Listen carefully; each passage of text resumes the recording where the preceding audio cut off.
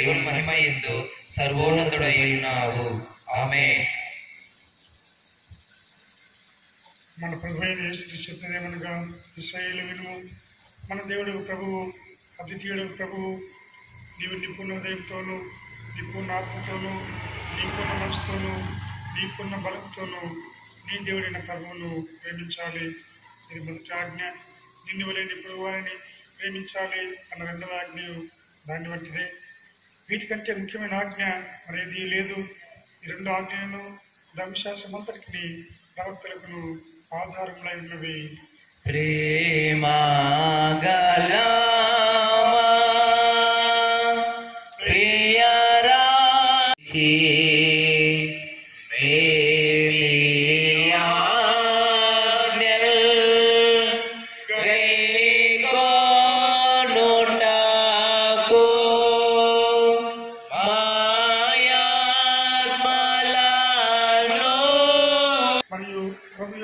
ఈ దినమున దేవుని ఆలయంలో నువ్వు సజీవంగా ఉన్నావంటే దేవుడు నిన్ను ఉచితంగా జ్ఞాపకం చేసుకొని తన కృపచేత నీకు దీర్ఘాయుష్నిచ్చాడు. ఎందుకనగా దేవుని భయభక్తులలో దేవుని పట్ల విధేయత కలిగి దేవుణ్ణి జ్ఞాపకం చేసుకుంటూ దేవునితో మమేకమై దేవుని పట్ల దేవుని ఉపకారములు మేలు పొందుకున్న నువ్వు మరి ఎల్లప్పుడూ దేవుని సహవాసములోనే ఉండి ఆయనకు లోబడి ఉన్నావు. కాబట్టి నీకు దేవుడు ఉచితంగా తన ఆయుష్ను మరి అందిస్తూ ఉంటున్నాడు. కాబట్టి అంత్య పరిశుద్ధ పౌలు నుండి 2 కొరింథీ పత్రిక 5వ అధ్యాయం 17వ వచనంలో, కాగా ఎవరైనను క్రీస్తునందున వారు నూతన సృష్టి, పాతవి గతించెను, ఇదిగో క్రొత్తవి ఆయను, సమస్తమును దేవుని వలనైనవి. ఆయన మనలను క్రీస్తు ద్వారా మనతో సమాధానపరుచుకొని ఆ సమాధానపరచు పరిచయను మాకు అనుగ్రహించును. కాబట్టి గమనించండి, క్రీస్తులో అందుకట్టబడిన వారు నూతన సృష్టి. పురాతన పాపపు ప్రాచీన స్వభావాన్ని నీవు ఆ యొక్క మురికి రూపం నుంచి ఉదుక్కొని శుభ్రపరుచుకొని నూతన పురుషుని, నూతన అంతరంగాన్ని కలిగి నువ్వు ఈ దినమున దేవునితో మరొక నిబంధన చేసుకున్నావి. నిబంధన దినము దేవుడు అబ్రహాముతో నిబంధన చేసుకున్నట్లు, అబ్రహాము ఇస్సాకు యాకోబులతో నిబంధన చేసుకున్నట్లు దేవుని సంగమా, దేవుని ప్రియమైన బిడ్డ, ఈరోజు మనతో ఒక్కొక్కరితో దేవుడు ఒక నిబంధన చేసుకుంటూ ఉంటున్నాడు. ఇదే నిబంధన దినము, ఇదియే రక్షణ దినము, ఇదియే నూతన సృష్టి. ఎందుకనగా యేసు క్రీస్తులో ఉన్న మనందరము కూడా ఒక నూతన సృష్టిగా మన యొక్క పాపపు ప్రాచీన స్వభావాన్ని వదిలిపెట్టి నూతన మనసు కలిగి మరి కొత్తదిగా నూతనముగా మరి ఇంకో సంవత్సరాన్ని మన ఆయుష్కు మన యొక్క మరి ఆయుష్కు దేవుడు జోడి చేయబోతుంటున్నాడు. సంవత్సరానికి మనము వీడ్కోలు పలికి నూతన సంవత్సరానికి మనము స్వాగతం పలికే వారుగా ఉంటున్నాము. జ్ఞాపకం చేసుకుందాం, ఈ సంవత్సరం అంతటిలో గత సంవత్సరంలో బహువిధములుగా లెక్కించ వీలు కానీ లెక్క పెట్టలేని దేవుని కృపను వివిధ స్థాయిల్లో బహువిధములుగా నీ కుటుంబంలో, నీ పిల్లల విషయంలో, నీ ఉద్యోగంలో, నీ యొక్క ఆరోగ్య విషయంలో, మరి ఇంకా నువ్వు అడిగే మరి నీ యొక్క సమస్తమైన పరిస్థితులలో దేవుడు నిన్ను విడవక ఎడబాయక ఇమ్మానుయేలుగా నీతో నివసించి నిన్ను ఉజ్జీవింపజేసి నిన్ను మరి ఇదిగో తన సహవాసంలోనికైనా ఆహ్వానించి ఉంటున్నాడు. ధైర్యం ఇచ్చి నువ్వు వెరవకుండా నీకు తోడై మరి తన యొక్క దుడ్డుకర దండముతో నిన్ను ఆదరించిన దేవుడు మరి ఎవరాడు. Remember God with gratitude for all the free gifts that God has given. ఈనాడు మనము చిన్న మరి రాయితీలు, చిన్న ఉచిత వస్తువులు ఇస్తేనే ప్రభుత్వాధినేతలకు, ప్రభుత్వ అధికారులకు, ప్రభుత్వాలకు మనము జేజేలు పలుకుతాం, మరి జేపడతాం. నీ ఆయుష్ని పొడిగించి నీకు ఉచితంగా మరి ఇంకొక నూతన సంవత్సరాన్ని ఇచ్చే దేవుని పట్ల నీ కృతజ్ఞత నువ్వు ఎలా ఉంటున్నావు? దాన్ని బాధ్యతు, దాన్ని బంధించు, దాన్ని కట్టగట్టి మరి ఇంకో నీటిలో వదిలేసి గ్రహించుకొని నువ్వు వస్తావో నీ హృదయమనే మాసిన కాలుష్యంతో కూడుకున్న మరి ఇదిగో దేవునికి ఇష్టమయ్యే విధంగా జీవించే కంపు పట్టే మన హృదయాన్ని మనము వదులుకుందాం. ఇష్టముగా మరి నిన్ను మనందరినీ మనను కాచి కాపాడిన దేవుని కృపను బట్టి ఆయనకే వందనములు చెల్లిద్దాం. అందుకే విలాపవాక్యం గ్రంథంలో మనం చూస్తే ఇక్కడ భక్తుడు ఇర్మియా భక్తుడి యొక్క వాక్యాన్ని ఈ యొక్క పుస్తకమును రాసిన వాడుగా ఉంటున్నాడు. ఇర్మియాను రకరకములుగా పండించి శ్రమ పెట్టి మరి సంఖ్యలు వేసి మరి నువ్వు దౌర్భాగ్యునివి, ఇక్కడ మాకు కనబడితే నిన్ను సంహరిస్తామని బెదిరించినప్పుడు మరి ఇదిగో అతని ఆశలు అనగారిపోయింటున్నాయి. దుఃఖంలో ఉంటున్నాడు, బహు భీతిలో బహు చింతాకాంతుడై ఇర్మియా ప్రవక్త ఉన్నప్పుడు ఇదిగో ఇంత వాగ్దానములను ఇర్మియా ప్రవక్త ద్వారా దేవుడు తన ప్రజలకు ఆయనకు తెలియజేస్తున్నాడు. విలాప వాక్యములు 3వ అధ్యాయం 25వ వచనం. దయ చూపువాడు ఆయన మరి ఎంత దయ అనగా ఎంత అని మనము కొలవలేము, కొలత పెట్టలేము.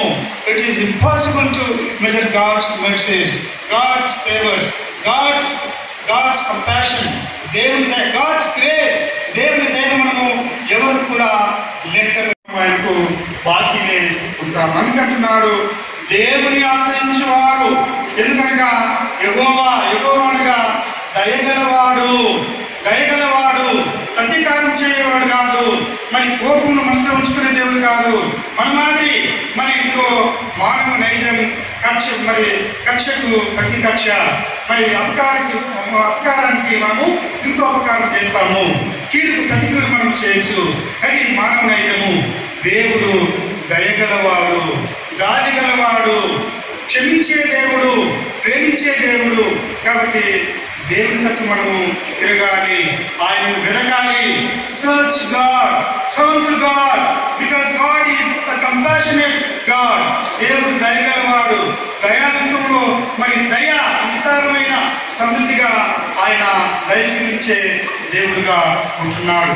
గత సంవత్సరంలో కఠినముగా బండరాత్రి వలె గుడికి రాకుండా దేవుని లెక్క చేయకుండా నిర్లక్ష్యం చేసి దేవునికి ఎటువంటి నైవేద్యములు అర్పణ లేకుండా మరి పిసినారిగా లేదా పిసినుగొట్టుగా లేదా అజ్ఞానిగా లేదా మరి ఎందుకో మరి క్రైస్తవేతరునిగా జీవించావా అని దేవుని వెతికి పట్టుకో, దేవుని మందిరానికి రమ్ము, దేవుడు నిన్ను పిలుస్తున్నాడు అంటున్నాడు.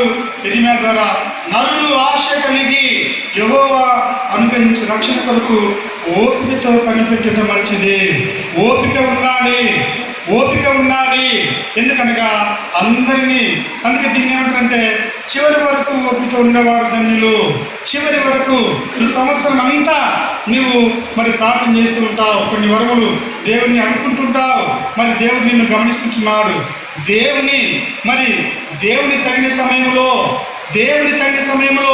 దేవుడి నీ పైన మరి దీవెనలు, ఆశీర్వాదాలు, వాగ్దాన మరి ఆశీస్సులు నీ పైన ముంచెత్తుతూ ఉంటున్నాడు. వరదవలే మీదని పోటెత్తడానికి దేవుడు తన పిడికిలి ఇప్పేదానికి సిద్ధంగా ఉంటున్నాడు. ఓపికతో మనము కనిపెట్టుకోవాలి, ఓర్పు ఉండాలి.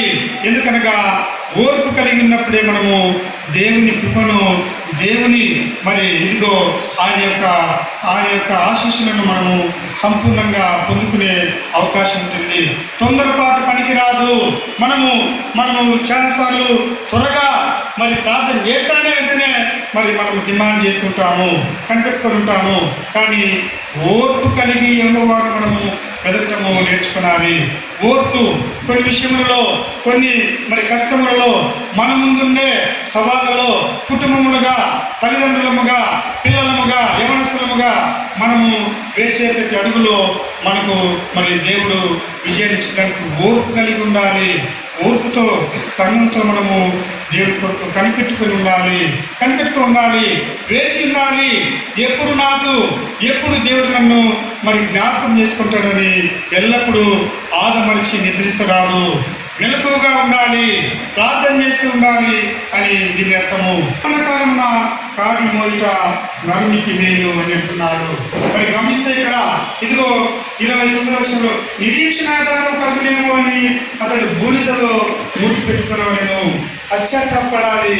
ఒకవేళ మరి ఇదిగో నేను ఫలానా విషయంలో నిజాయితీగా తప్పు చేసి ఉన్నాను, నన్ను క్షమించు దేవా, నేను ఘోరమైన పాపిని అని మరి పాత నిబంధనలో రాజులు దావీదైతేనేమి యోబైతేనేమి అనేక మంది భక్తాగ్రేసరులు గోడపట్ట కట్టుకొని బురదలు కూర్చున్నట్టు మనం కూడా, నువ్వు కూడా ఈ యొక్క దోషం విషయమై, ఈ యొక్క పాపల విషయమై, ఈ యొక్క దుర్మార్గమైన ప్రవర్తన విషయమై దేవుని దగ్గర నీవు తల వంచుకొని నీ యొక్క బురదలు కూర్చొని మరి దేవుని విషయంలో పశ్చాత్తాపడాలి.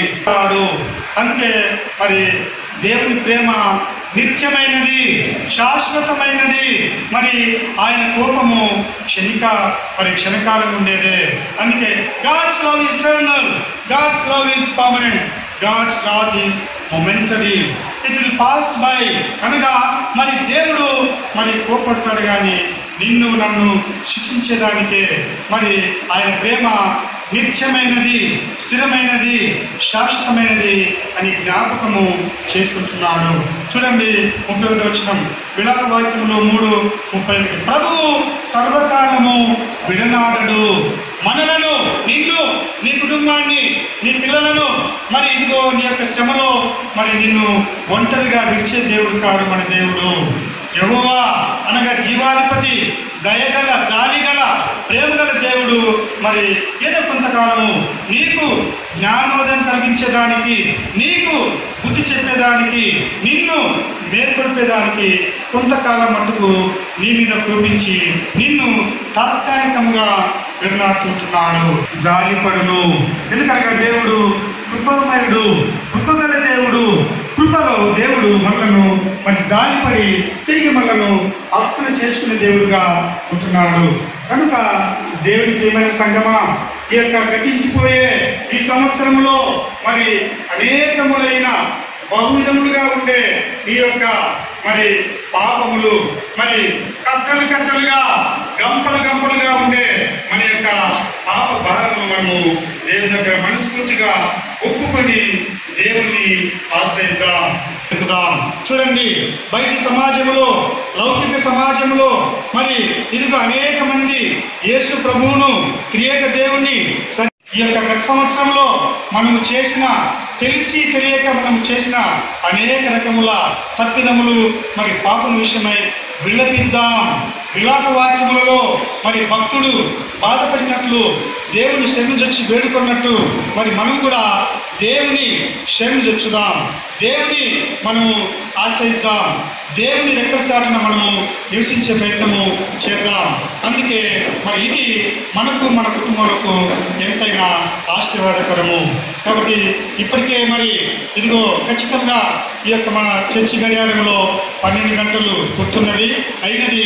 మరి ఈ సంవత్సరము మరి గతించిపోయే వెళ్ళిపోయే 10 సంవత్సరంతో పాటు ఈ యొక్క పాపపు ప్రాచీన మరి కంపుగొట్టే దుర్మార్గమైన మరి అపవాది సంబంధమైన నీకు దేవునికి మాత్రమే తెలిసిన నీ యొక్క మనస్సాక్షికి, నీ అంతరంగంలో ఇదిగో నేను ఈ విషయంలో ఘోరమైన పాపిని, నేను వ్యసనములకు బానిసను, నేను మా తల్లిదండ్రులను ప్రేమించలేదు, నేను నా బిడ్డలను ప్రేమించలేదు, నేను నా కుటుంబాన్ని మరి వదిలిపెట్టాను, లేకపోతే నేను నిష్కారణంగా నా ఇరుకుల వారి పట్ల నేను ఉన్నాను అని నీకు తగ్గితే, నీకు జ్ఞానోదయం అయితే, దేవుడు నిన్ను గర్దిస్తే లోబడు, విను, దేవుని ఆశ్రయించు.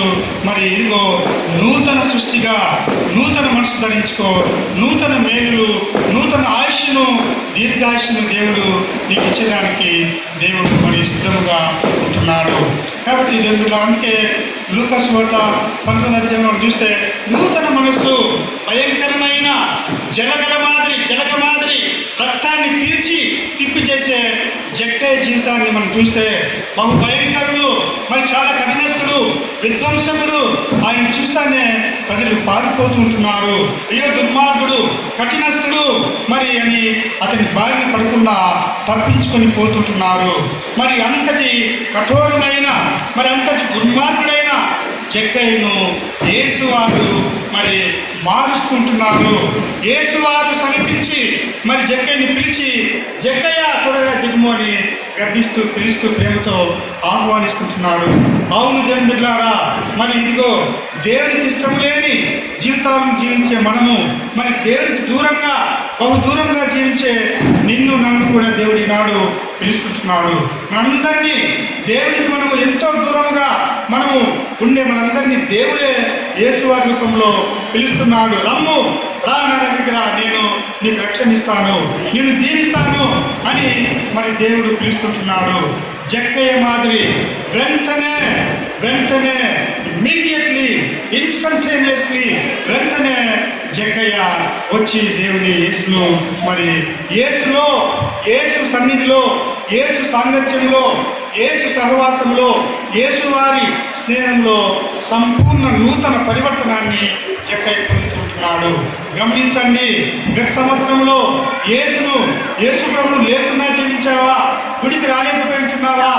దేవునికి మరి రకరకముల మరి రుణములు అచ్చి ఉన్నావా? మరి ఇదిగో ఇప్పుడు జక్కయ్య మాదిరి నువ్వు ఇదిగో దేవుణ్ణి సమీపించు, దేవుని దగ్గరికి రా, నూతనముగా మరి నూతన మనసు ధరించుకో, మారు మనసు పొందు. చూడండి, ఇదిగో ఇక్కడ మారు మనసుకు బైబిల్లో వాడిన మాట మెటనోయ అంటారు. మెటనోయ అనగా జబ్బు గుండెను తీసివేసి ఒక బలమైన నూతన చక్కగా పనిచేసే కొత్త గుండెని అమర్చుకోవటం. ఇదిగో పాపపు జబ్బుతో ఉండే కంపు కొట్టే మన పాపపు జీవితాలను వదిలిపెడదాం. నూతన సంవత్సరంలో సువాసన భరితముగా పరిమళ తైలం వలె కొట్టకాలం చేత మనం దేవుని చేత అభిషేకించబడి జక్కయ్య వలె మారు మనసు పొందుదాం. జక్కయ్య మాదిరి యేసు మాట విందాం. జక్కయ్య మాదిరి యేసు యొక్క సాంగత్యంలో మనము నివసిద్దాం.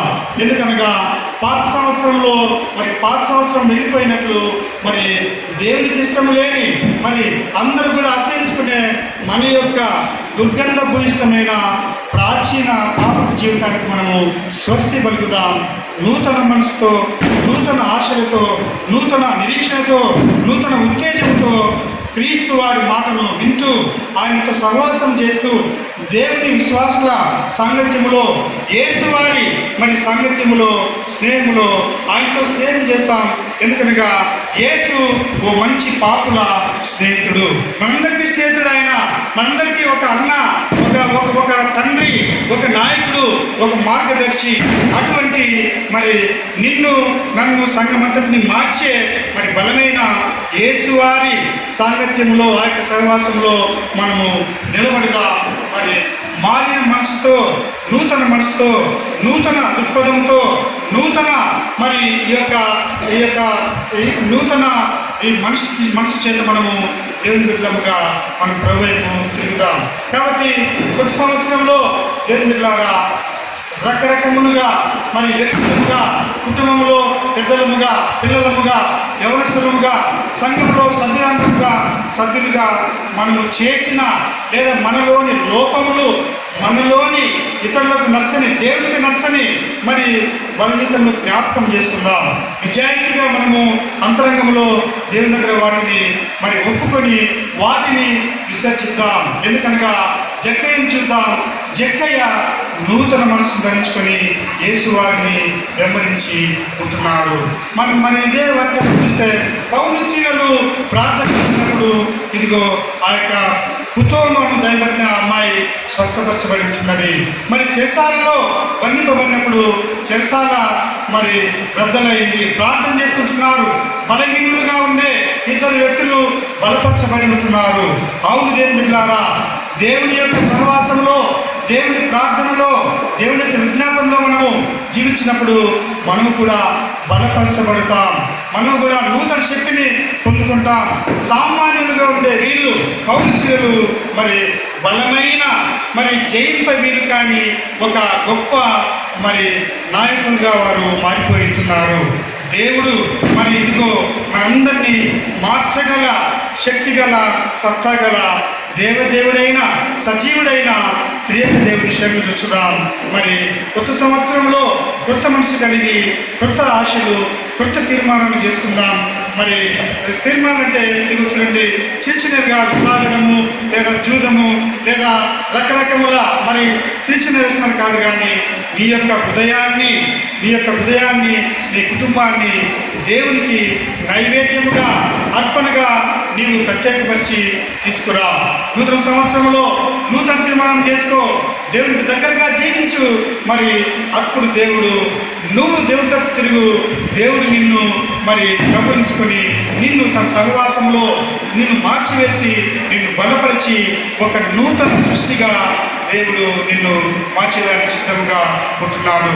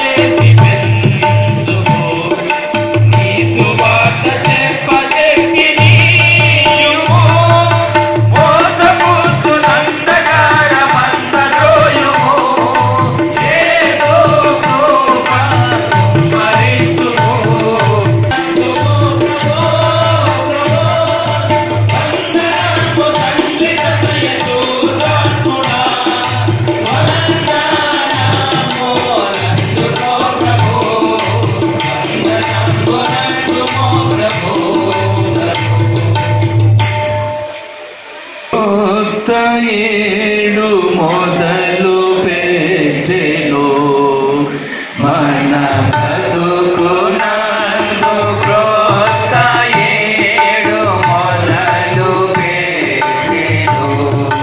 క్రొత్తమందు చూడమను, క్రొత్త ఏడ ప్రభుని సేవ.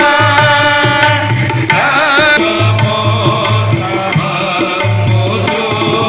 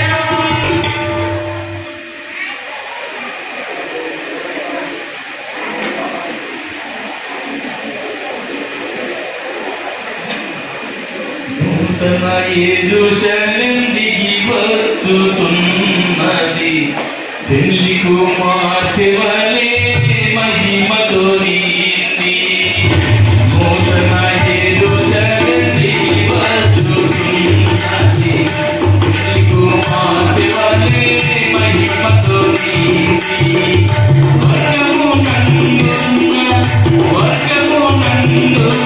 దేవుని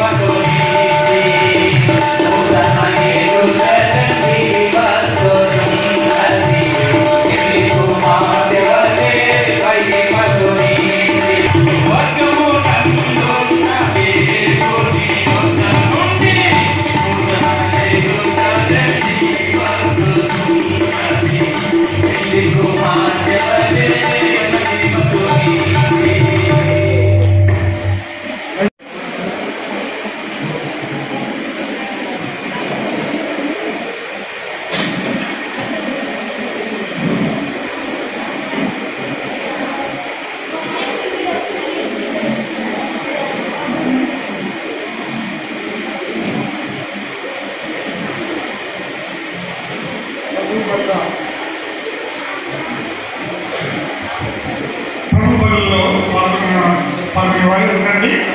మీతో దయచేసి నిష్క్రమించండి.